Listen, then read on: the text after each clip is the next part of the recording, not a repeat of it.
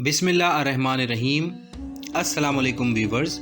आज की वीडियो में हम कुरान मजीद में मौजूद हुरूफ मुक़त्तयात के बारे में बात करेंगे। ये हुरूफ मुक़त्तयात कुरान में क्यों नाजिल हुए हैं जबकि इनका कोई माना किसी तर्जुमे और तफसीर में मौजूद नहीं है। क्या ये कुरान के कोड्स हैं या इन्हें सिर्फ अल्लाह और उसके नबी जानते हैं?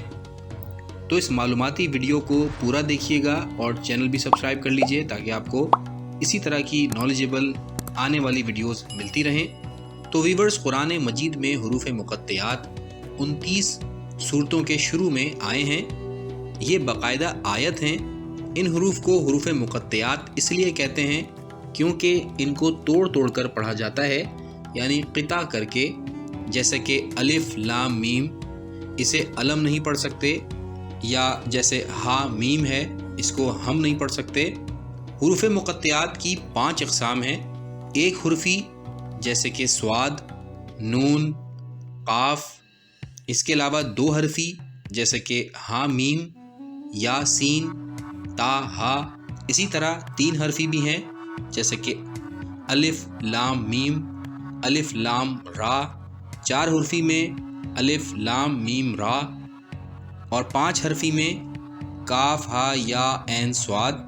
तो वीवर्स, यकीनन आपने भी कुरान मजीद की तिलावत करते हुए हुरूफ मुक़त्तयात की भी तिलावत की होगी। अब हम मुख्तलिफ रावियान, उलमा और मुफस्सिरीन की राय इन हुरूफ मुक़त्तयात के हवाले से आपसे शेयर करते हैं, जिनमें शिया और सुन्नी दोनों उलमा शामिल हैं। इसरार इलाही, अल्लामा तिबातबाई और सैयद महमूद तालक़ानी समेत बाज़ उलमा हुरूफ मुक़त्तयात को खुदा और पैगम्बर के दरमियान एक राज समझते हैं जिससे सिर्फ खुदा और पैगम्बर ही आगाह हैं। इस नज़रिए को इमाम जाफ़र सादिक़ की तरफ से भी निस्बत दी गई है। मुतशाबिहात कुरान करीम, अहले सुन्नत में से फ़ख्र राज़ी और स्यूती इस बात के मुतक़िद हैं कि हुरूफ मुक़त्तयात कुरान करीम के मुतशाबिहात में से हैं जिनकी हकीकत से मुताल्लिक़ सिर्फ खुदा ही जानता है। सूरतों के नाम, शेख तूसी तिब्रिसी स्यूती का नज़रिया है कि हुरूफ मुक़त्तयात सूरतों के नामों में से हैं और हर सूरे का उन्वान वही हुरूफ हैं जो इन सूरतों की इब्तिदा में आया है। हुरूफ क़सम, इब्न अब्बास और अक्रिमा हुरूफ मुक़त्तयात को हुरूफ क़सम मानते हुए इस बात के मुतक़िद हैं कि खुदावंद आलम ने इन हुरूफ के ज़रिए जो खुदा के अस्माए हुस्ना में से हैं कसम खाई है। एजाज़ कुरान की निशानी, हुरूफ मुक़त्तयात की तफसीर के सिलसिले में सबसे क़दीम और मशहूर नज़रियात में से एक ये है कि खुदा ने कुरान की 29 सूरतों को इन हुरूफ के ज़रिए आगाज़ फरमाया ताकि ज़बान अरबी के माहिरीन ये जान लें कि ये कुरान इन्हीं हुरूफ पर मुश्तमिल है जिनके ज़रिए वो लोग एक दूसरे से गुफ्तगू करते हैं। अब अगर ये लोग कुरान के मौज़ा होने का इनकार करते हैं तो वो ख़ुद भी इन्हीं हुरूफ से इस कुरान की तरह कोई किताब लिख डालें। इसमें आज़म, इब्न मसूद और इब्न अब्बास जो सदर इस्लाम के मशहूर मुफस्सिरीन में से हैं, कहते हैं कि ये हुरूफ खुदा के इसमें आज़म हैं।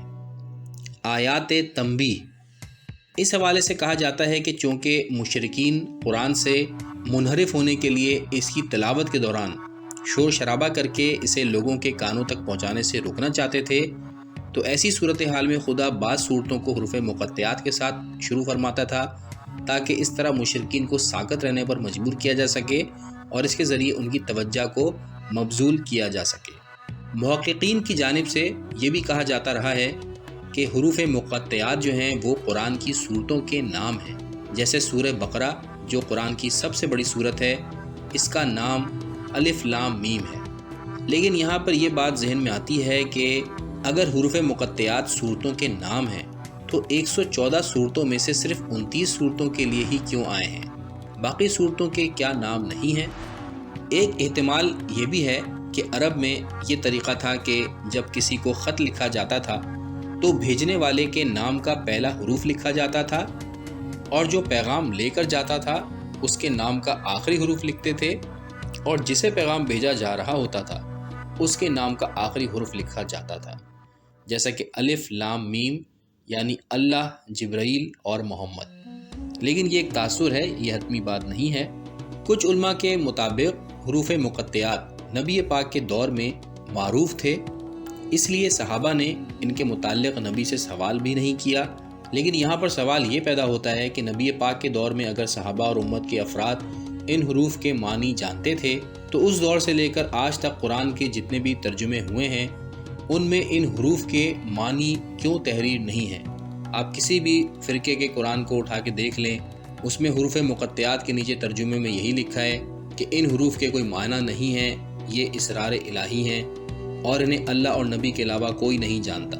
تو دور جدید کا ایک طالب علم یہ پوچھ سکتا ہے کہ قرآن پاک تو رہتی دنیا تک یعنی قیامت تک کے لیے ہدایت کا سرچشمہ ہے، تو آج کا انسان کیسے حروف مقطعات کے معنی کو سمجھے؟ اب ہم حروف مقطعات کے معنی کے کھوج کے لیے بہت ہی دلچسپ پہلو آپ کے سامنے رکھتے ہیں، لیکن یہاں بھی بتاتا چلوں کہ یہ حتمی نہیں ہے، یہ صرف ریسرچ کے اوپر بیسڈ ہے۔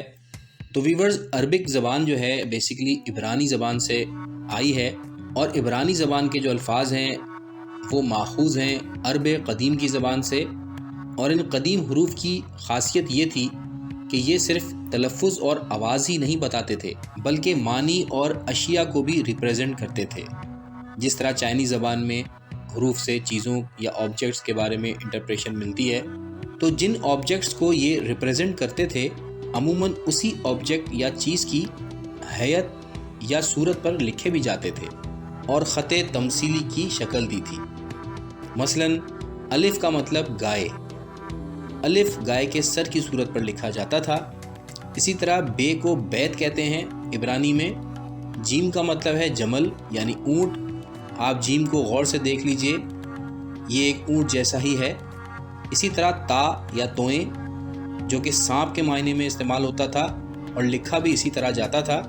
اسی طرح میم پانی کی لہر کا سمبل تھا، اور یہی مماثلت قرآن میں بھی آئی ہے، جیسا کہ سورہ طٰہٰ میں حضرت موسیٰ کا عصا اور سانپوں کا واقعہ موجود ہے، چنانچہ ہو سکتا ہے کہ اسی لیے اس کو طٰہٰ لکھا گیا اور اس کے بعد سورت شروع ہوتی ہے۔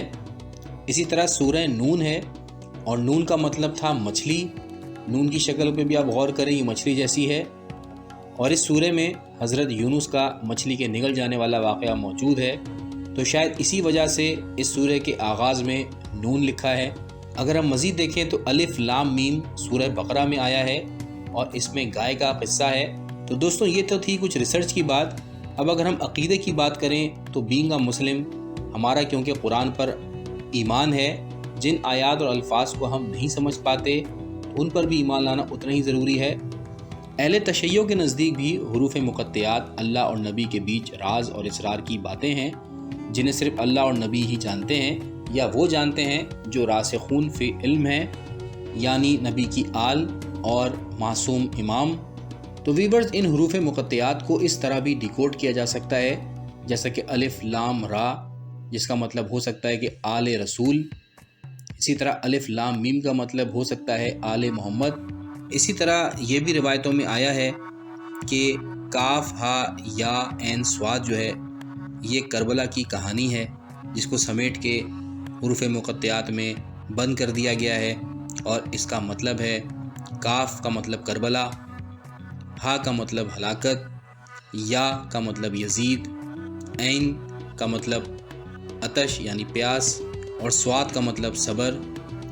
تو ویورز، یہ تھا حروف مقطعات کے بارے میں ایک تحقیقی جائزہ۔